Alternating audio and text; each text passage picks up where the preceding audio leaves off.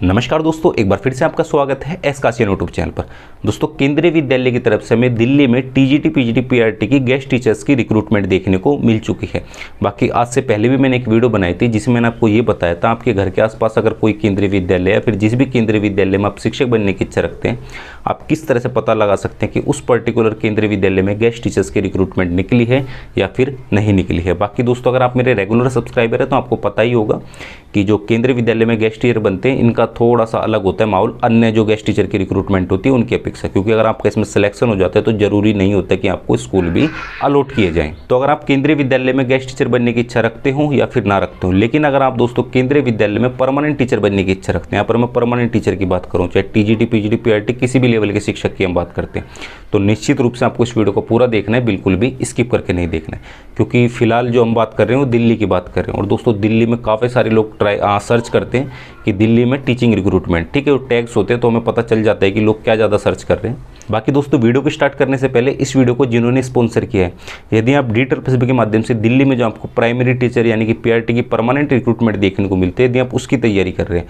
और उसके एग्जाम में अच्छे मार्क्स लाना चाहते हैं तो आपको प्रैक्टिस तो करनी ही पड़ेगी। और प्रैक्टिस के लिए यदि आप कोई ऐसी बुक ढूंढ रहे हैं जिसमें आपको 2019 में जो आपके जितने भी एग्जाम होते हैं वो भी आपको देखने को मिल जाए, साथ ही साथ 10 प्रैक्टिस सेट भी आपको देखने को मिल जाए, और जो उनके आंसर दिए गए हैं वो भी आपको एक्सप्लेन करके बताए गए हैं, तो आप अग्रवाल एग्जाम का DSSB पीआरटी की इस बुक के माध्यम से अपना अध्ययन कर सकते हैं। इसमें आपको तो ये एक ही बुक आपको हिंदी और इंग्लिश दोनों भाषाओं में देखने को मिल जाएगी। बाकी आप इधर कंटेंट देख सकते हैं, 2019 में परमानेंट रिक्रूटमेंट की आपकी जितनी भी परीक्षा हुई थी सभी आपको देखने को मिल जाएंगी, और साथ ही साथ 10 प्रैक्टिस सेट भी आपको देखने को मिल जाएंगे, और जो इनके आंसर्स बताए गए हैं वो भी व्याख्यात्मक रूप सहित बताए गए हैं, मतलब उन्हें एक्सप्लेन करके बताया गया है। तो अगर आप इस बुक को खरीदना चाहते हैं तो इसे खरीदने का डायरेक्ट लिंक मैंने आपको इस वीडियो के डिस्क्रिप्शन बॉक्स में दिया है। तो दोस्तों, जब हम बात करते हैं केंद्रीय विद्यालय की तरफ से जो आपको परमानेंट रिक्रूटमेंट देखने को मिलती है टीजीटी, पीजीटी, पीआरटी के लिए, उसके सिलेक्शन प्रोसेस के विषय में, तो उसमें आप जानते हैं पहले आपसे एग्जाम लिया जाता है, उसके बाद आपका इंटरव्यू होता है। तो इंटरव्यू के लिए काफ़ी सारे अभ्यर्थी जाते हैं, लेकिन सबका सिलेक्शन नहीं हो पाता है, क्योंकि जितनी सीट्स निर्धारित की गई है उतने ही अभ्यर्थियों को इन्हें लेना होता है, और एक सीट पर 3 या 4 बंदों को ये बुला लेते हैं। तो इंटरव्यू क्वालिफाई करना आपके लिए काफ़ी ज़्यादा जरूरी हो जाता है। ऐसे काफ़ी सारे अभ्यर्थी होते हैं जिनका एग्ज़ाम तो क्लियर हो जाता है लेकिन इंटरव्यू क्वालिफाई नहीं कर पाते। और जब हम गेस्ट टीचर की रिक्रूटमेंट की बात करते हैं तो इसमें जो आपका सिलेक्शन प्रोसेस होता है वो भी दोस्तों इंटरव्यू के माध्यम से होता है। बाकी इसमें आपसे एग्जाम नहीं ली जाते, केवल आपसे इंटरव्यू लिया जाता है। बाकी ये मेंशन करके रखते हैं कि अगर अभ्यर्थियों की संख्या ज़्यादा होगी तो शायद से आपसे एक एग्जाम भी ले ले, लेकिन इसके काफ़ी कम चांस होते हैं आपसे एग्जाम ले। मैक्सिमम जो केंद्रीय विद्यालय की तरफ से गेस्ट टीचर की रिक्रूटमेंट देखने को मिलती है उन पर आपका इंटरव्यू के माध्यम से ही सिलेक्शन हो जाता है। अब दोस्तों, दोनों ही जगह आपको इंटरव्यू देना पड़ता है। अब वो बात अलग है, जो परमानेंट टीचिंग का जो इंटरव्यू आप दोगे तो उसका लेवल अलग ही होगा, उसमें आपको आपके समक्ष जो टीचर्स होंगे वो भी आपको अलग देखने को मिलेंगे।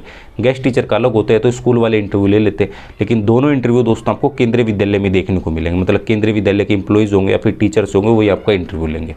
क्योंकि आप जानते हैं अगर आप कहीं भी सिलेक्शन लेना चाहते हैं तो जितनी जरूरी आपके लिए शिक्षा होती है तो उतना ही जरूरी आपके लिए अनुभव भी हो जाता है। अगर आपको अनुभव की अपॉर्चुनिटी प्राप्त हुई है तो निश्चित रूप से दोस्तों, अगर आप केंद्रीय विद्यालय में परमानेंट शिक्षक बनने की इच्छा रखते हैं तो आपको निश्चित रूप से इंटरव्यू देने के लिए जाना चाहिए।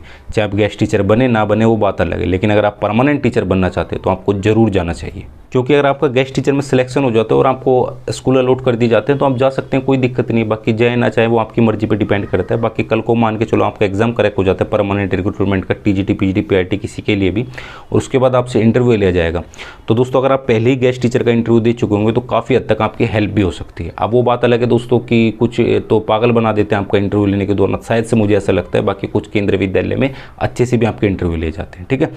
तो अगर आप वो इंटरव्यू दोगे तो आपको संपूर्ण जानकारी तो नहीं होगी, लेकिन काफ़ी हद तक जानकारी हो जाएगी किस तरह के आपसे क्वेश्चन पूछे जाते हैं, कहाँ पर आपका कन्फ्यूजन क्रिएट होता है, कहाँ पर आप हकलाते हैं, कहाँ पर आपको घबराहट होती है, कहाँ पर आप चुप हो जाते हैं। अगर आपसे कोई डेमो क्लास ले रहे हैं तो डेमो क्लास आपको किस तरह से करनी है, कहाँ पर आपका पॉजिटिव भी है, किस क्वेश्चन के आप पॉजिटिव में आंसर दे रहे हैं, कहाँ पर आपका आत्मविश्वास बढ़ रहा है, कहाँ पर घट रहा है। तो सारी जानकारी दोस्तों जब आप अनुभव प्राप्त करोगे, मतलब जो इनका डेमो इंटरव्यू होगा, डेमो ही मान के चलो, क्योंकि बनना ना बनना वो आपके ऊपर डिपेंड करता है गेस्ट टीचर, ठीक है। तो एज ए डेमो इंटरव्यू आप मान के चलो, बिल्कुल सीरियस वे में आपको देना है, तो आपकी काफ़ी अच्छी प्रैक्टिस हो जाएगी। और दोस्तों जितनी ज़्यादा प्रैक्टिस करोगे जो घबराहट का लेवल होता है ना वो आपका कम भी हो जाएगा। और केंद्रीय विद्यालय दोस्तों ऐसा है, बाकी अदर की तो फिलहाल हम बात नहीं कर रहे हैं, फिलहाल केंद्रीय विद्यालय की बात करें तो ये नहीं देखता कि आप जिस भी विषय के शिक्षक बनने वाले हैं उसमें आप विद्वान हो। देखो विद्वान हो तो काफ़ी अच्छी बात है, लेकिन विद्वानता अगर आपकी थोड़ी सी कम है, मतलब क्योंकि इस तरह तो हाई लेवल होता नहीं स्कूल लेवल पर, आपकी ठीक ठाक जानकारी रखते हैं आप अपने विषय में लेकिन विद्वान नहीं है, लेकिन आपकी टीचिंग स्किल्स ज़्यादा अच्छी है, शिक्षण कौशल ज़्यादा अच्छे है, तो निश्चित रूप से आपका सिलेक्शन हो जाएगा। केवीएस कभी ये नहीं देखता कि आप विद्वान हो, ज़्यादा विद्वान होने चाहिए, उन्हें ज़्यादा विद्वान हो अच्छी बात है, लेकिन अगर आपकी टीचिंग स्किल्स है, आप मॉडर्न तरीके से बच्चों को पढ़ा सकते हैं, टेक्नोलॉजी का यूज कर सकते हैं, प्रभावीपूर्ण आपका शिक्षण है, तो निश्चित रूप से आपका केंद्रीय विद्यालय में सिलेक्शन हो जाएगा। क्योंकि जरूरी नहीं है कि हर विद्वान एक अच्छा शिक्षक हो, विद्वान होना अलग बात होती है, शिक्षक होना अलग बात होती है। बाकी जो अभ्यर्थी विद्वान भी और शिक्षक भी हैं तो फिर तो उनके क्या ही कहने। बाकी अगर आपका सिलेक्शन भी हो जाता है टीजीटी पीजीटी पीआरटी किसी भी पद पर गेस्ट टीचर के लिए केवीएस में, तो कोई दिक्कत नहीं है। अगर आपको स्कूल अलॉट कर दी जाता है तो आप वहाँ जाके भी पढ़ा लेना, अगर आपको सच में जॉब की नीड है, क्योंकि सैलरी भी आपको ठीक ठाक देखने को मिल जाएगी, 30 के आसपास आप मानकर चल सकते हैं आपको सैलरी देखने को मिल जाएगी। तो क्या समस्या, आप उसमें कर लेना। आप जब बच्चों को पढ़ाओगे वहाँ भी आपको एक्सपीरियंस प्राप्त होगा, क्योंकि इंटरव्यू के दौरान कुछ सिचुएशन आपसे ऐसी भी आपके सामने रख देते हैं कि अगर कोई ऐसी सिचुएशन क्रिएट हो जाएगी तो उसका आप सोल्यूशन किस तरह से निकालोगे। तो अगर आप सच में आपके क्लास में आपको के सामने कोई ऐसी सिचुएशन क्रिएट होती है तो आप उसका और भी ज़्यादा अच्छे से आंसर कर पाओगे। ठीक है, तो दोनों ही सूरतों में दोस्तों आपको अनुभव प्राप्त हो जाएगा। इंटरव्यू के लिए भी आपको अनुभव प्राप्त हो जाएगा, अगर आपका इंटरव्यू क्वालिफाई हो गया और सच में आपको कोई स्कूल अलॉट कर दिया गया तो उसके बाद आप वहाँ पर टीचिंग अपना शैक्षणिक अनुभव भी वहाँ पर आप अपना प्राप्त कर सकते हैं। बाकी मैं आपको एक बार दोबारा से याद दिलाता हूँ, आप बिल्कुल भी ये मत सोच के चलना जो आपका परमानेंट टीचिंग रिक्रूटमेंट में जो आपको इंटरव्यू होगा वही आपको इधर भी देखने को मिलेगा। इधर दोस्तों शायद से ऐसा भी हो सकता है कि कुछ स्कूल आपको पागल बना दे और कुछ स्कूलों में अच्छा इंटरव्यू हो, क्योंकि सब कुछ यहाँ पर शायद पे डिपेंड है। बाकी आप समझदार हो, आप अच्छे से जानते हैं। ठीक है, लेकिन आपको निश्चित रूप से इंटरव्यू देने के लिए जाना चाहिए अगर आप एक परमानेंट टीचर बनने की इच्छा रखते हैं। तो चलिए दोस्तों मैं आपको दिखा देता हूँ कि केंद्रीय विद्यालय की तरफ से कहाँ आपको टीचिंग रिक्रूटमेंट देखने को मिली है गेस्ट टीचर के लिए, क्योंकि फिलहाल ये रिक्रूटमेंट हमें दिल्ली में देखने को मिली है। अब दिल्ली में क्या होता है दोस्तों, दिल्ली ज़्यादा बड़ा तो है नहीं, दिल्ली छोटा सा है। आप ना अगर आप दिल्ली के मूल्य में से दिल्ली के आसपास एनसीआर में कहीं रहते हो तो निश्चित रूप से आप इंटरव्यू देने के लिए जा सकते हैं, क्योंकि यूपी हो, बिहार हो, हरियाणा वगैरह हो, यहाँ पर तो काफ़ी दूर दूर होता है, तो एक सिटी से दूसरी सिटी जाने में आपको काफ़ी टाइम लग जाएगा। लेकिन दिल्ली में मेट्रो फैसिलिटीज़ वगैरह या फिर अगर आपके पास आपका व्हीकल भी है तो कोई दिक्कत नहीं, आप छोटा सा दिल्ली है, आप जा सकते हो, आसानी से इंटरव्यू देने के लिए जा सकते हो। ठीक है, तो अगर आप सच में अनुभव प्राप्त करना चाहते हैं, आप परमानेंट टीचिंग रिक्रूटमेंट में सिलेक्शन लेना चाहते हैं, या फिर आपको एक जॉब की नीड है, आप गेस्ट टीचर बनना चाहते हैं, तो आप इंटरव्यू देने के लिए चले जाइए। बाकी अब मैं आपको दिखा देता हूँ कि केंद्रीय विद्यालय की तरफ से आपको कहाँ टीचिंग रिक्रूटमेंट देखने को मिली है गेस्ट टीचर के लिए।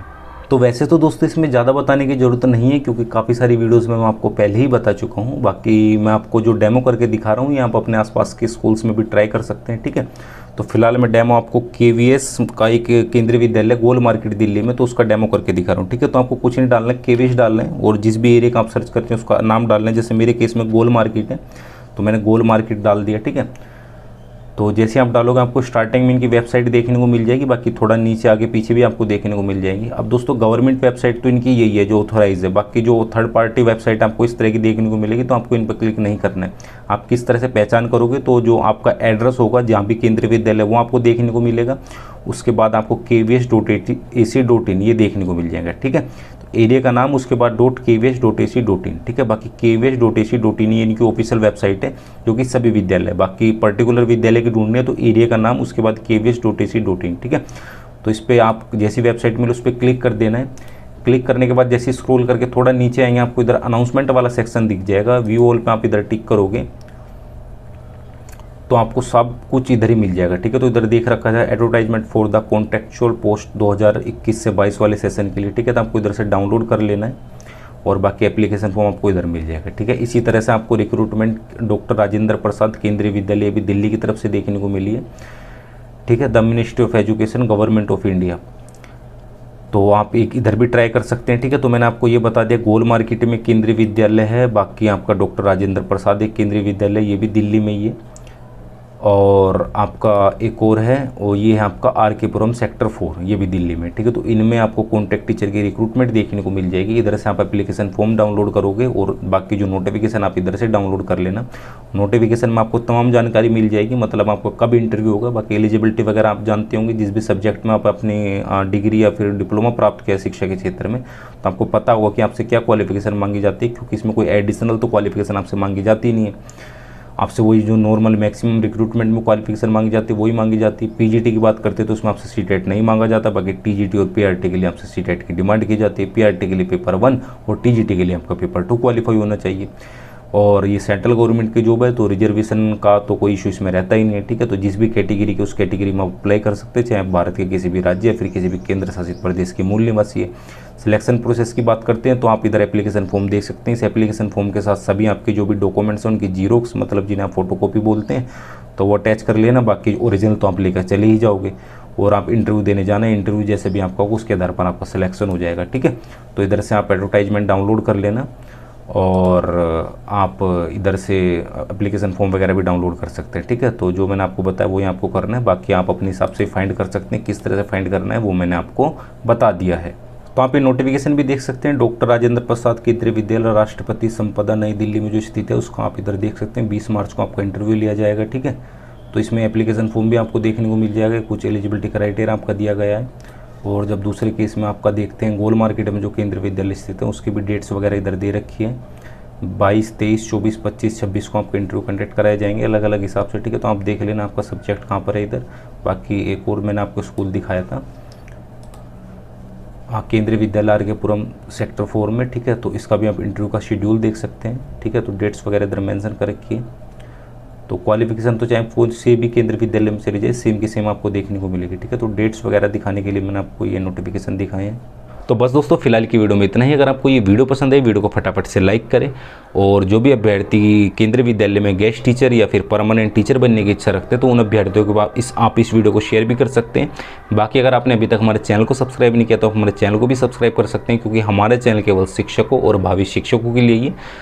तो फिलहाल की वीडियो में इतना ही, मिलते हैं अपने के लिए इसी तरह की इंटरेस्टिंग वीडियो में। तब तक के लिए जय हिंद, वंदे मातरम।